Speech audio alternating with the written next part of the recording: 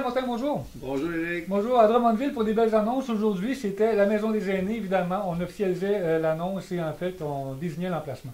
Oui, ben écoute, d'abord, c'est un investissement de 41 millions pour nos aînés. C'est 72 places, 60 places pour les aînés, 12 places en maison alternative là, pour des adultes qui ont des besoins particuliers.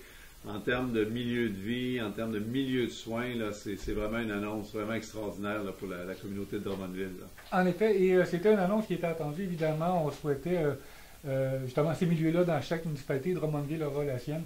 Donc, c'est un net avantage pour les personnes âgées, la qualité de vie, en fait. Ben, tout à fait. Puis écoutez, c'est 46 maisons au total au Québec qu'on va construire, autant dans des petites communautés que dans des plus grandes communautés. Puis l'idée, c'est d'amener ça à l'échelle de la communauté. Puis ici à Drummondville, là, sur la rue Hériote, dans un secteur qui est bien vivant, bien occupé. Alors, c'est tout à fait là, dans la philosophie de l'implantation des maisons des aînés. Alors, une très belle annonce là, pour Drummondville.